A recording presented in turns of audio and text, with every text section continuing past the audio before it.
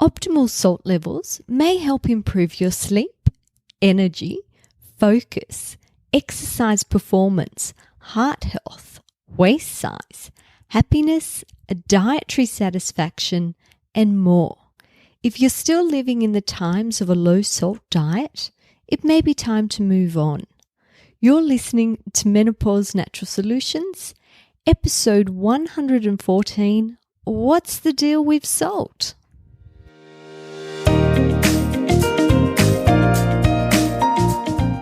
Welcome to Menopause Natural Solutions, your podcast for all things perimenopause, menopause and beyond.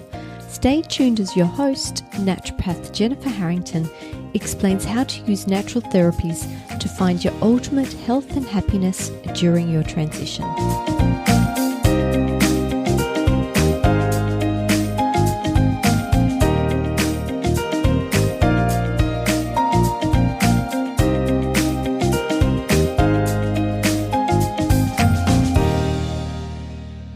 Hi, I'm your host Jen, and I want to thank you for your company today. I'm really sorry I've missed the last few weeks.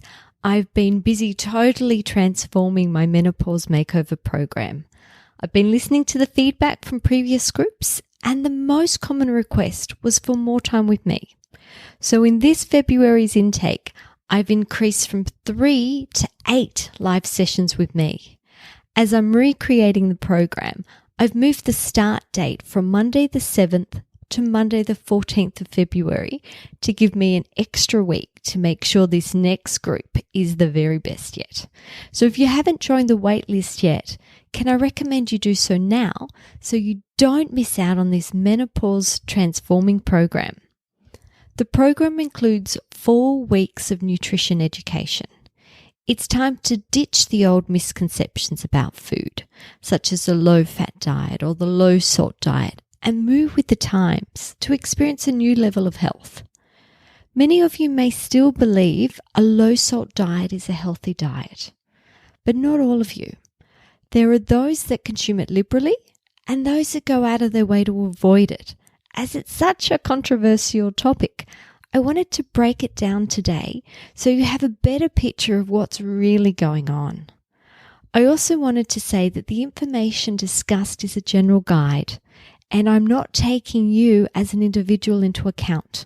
So if you've been told to be on a salt-restrictive diet, please discuss this with your healthcare provider before making any changes. Let's start by stepping back in time for a moment. Way back to 1904, back to way before we had the benefits of medical research. Here is where the war on salt began. At this point in time, it was thought that 5 to 10% of the US population suffered with hypertension. And it's when the recommendation to reduce salt to lower blood pressure began. By 1939, we would have hoped to see some positive changes. But instead, the American population with hypertension had increased to 13%. And today it's about 1 in 3 people. That doesn't make sense. The recommendations for salt intake has continuously reduced over this time, yet the prevalence of hypertension has increased. Maybe we got this wrong. It wouldn't be the first time this has happened. Just think about the low-fat movement and how much harm that did. When you take a global perspective, you would expect to see the countries with naturally high salt intakes to have the highest blood pressure. But this doesn't match either. Countries like Japan, France, South Korea consume the most salt per capita, yet they have the lowest rate of heart disease. Luckily, these days we do have the benefits of medical research. So let's see what they think. The prospective urban-rural epidemiological study looked at 100,000 people from 17 countries and found that people consuming between 3 to 6 grams of sodium per day had the lowest risk of death from cardiovascular events. Other data suggests that having less than 2.3 grams of sodium is associated with the highest risk of death from cardiovascular events. Unfortunately, our current recommendations are for 1.5 to 2.3 grams, the exact amount that is linked with the highest risk of cardiovascular disease. I'll let that sink in for a moment. Our outdated guidelines, which were started due to expert opinion and not science, are linked with the highest risk of the disease it's actually trying to prevent. These guidelines will be changed, but changing them takes time, maybe even decades. Can you afford to wait? Just to recap, our current salt recommendations are in the range linked to the highest risk of heart disease. The optimal range for the lowest risk of heart disease is double our current salt recommendations. So let's think about what could be the cause of hypertension if it's not salt. Current research points to sugar being the culprit and not salt when it comes to hypertension. Over the same time frame, sugar consumption increased from 4 pounds to 152 pounds per person per year. Wow, that's high. It's common knowledge that excess sugar leads to weight gain, obesity, type 2 diabetes. We know that when you gain weight, your blood pressure goes up, and when you lose weight, your blood pressure comes down. Unfortunately, if you're on a salt-restricted diet and not a sugar-restrictive diet, the salt deprivation increases your risk of insulin resistance and weight gain. It's a double whammy, especially when it comes to heart health. You see, insulin helps the body reabsorb salt via the kidneys. So when you're on a low-salt diet, your body will try to compensate by increasing your insulin levels. Elevated insulin levels increase sugar cravings, blood sugar imbalance, increase your risk of metabolic syndrome, weight gain, diabetes, heart disease, and more. Salt deprivation leads to sugar addiction. There are times in your life when you need more salt, and the menopausal transition is one of them. Hence why I'm discussing this with you today.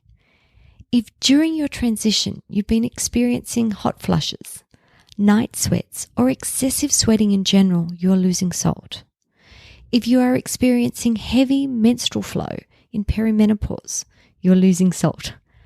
Many women just top up of iron if this is the case, and they don't consider that the blood is made up of more things than just iron. Sodium is found in high amounts in the blood plasma and is lost when you experience excessive blood loss. Other reasons why you might need more salt include eating a high sugar diet, drinking high levels of caffeine, being a frequent exerciser, living in a hot climate, regular use of saunas, or eating a low-carb diet or intermittently fasting. So some of the dangers of being salt deficient include experiencing mental confusion and forgetfulness, being low in energy, experiencing muscle cramps and twitches, feeling nauseous and experiencing headaches. Do any of these symptoms sound familiar? It's also linked to enlargement of the heart and increased heart rate by 4 beats per minute.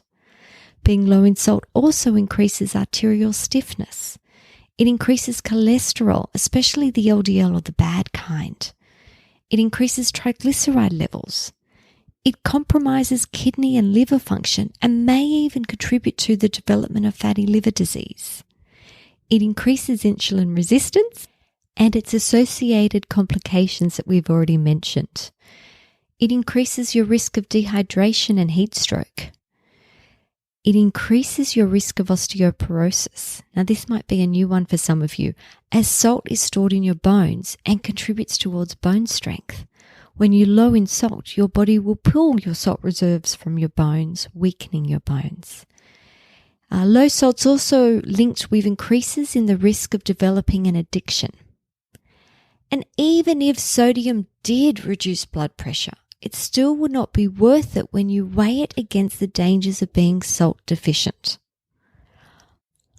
Optimal salt levels may help improve your overall heart health, sleep, energy, focus, exercise performance, waist size, happiness, dietary satisfaction, and more. If you are still living in the times of low salt diets, it might be time to move on. But again, please speak to your healthcare provider first if they have recommended a low salt diet for you. Consider taking your doctor a copy of the Salt Fix book. This is an entire book written by a cardiovascular researcher about the benefits of salt, and it has links to so much research. What you instead should be focusing on is ways to reduce your sugar intake and lower your insulin levels, while slowly increasing your sodium levels. Healthy ways to increase sodium include adding natural unprocessed salt, such as Celtic sea salt or Himalayan rock salt, to your foods. These natural salts include not only sodium, but many other trace minerals as well. I recommend avoiding processed table salts, as they have had the trace minerals removed, and they may have been bleached or deodorized or otherwise altered. You may prefer to add a daily electrolyte to your water. If so, please look for a clean product without the added artificial color or sweeteners. If you need help getting your diet on track, I can help you in 2 ways. One is with personalized health consultations, and the other is with my Menopause group program. This program runs twice a year, and the next group starts very soon, on Monday, the 14th of February. So if it interests you, don't forget to go and join the waitlist now so you don't miss out. Thank you for your company. I always love chatting with you. Until next time, bye for now.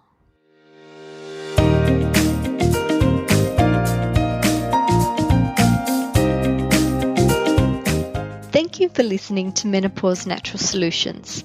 This podcast contains general information about menopause. It is provided as a guide, and it is not intended to replace medical advice. Opinions of guests are their own, and this podcast does not endorse or accept responsibility for statements made by guests. If you have enjoyed today's episode, please share it with a friend.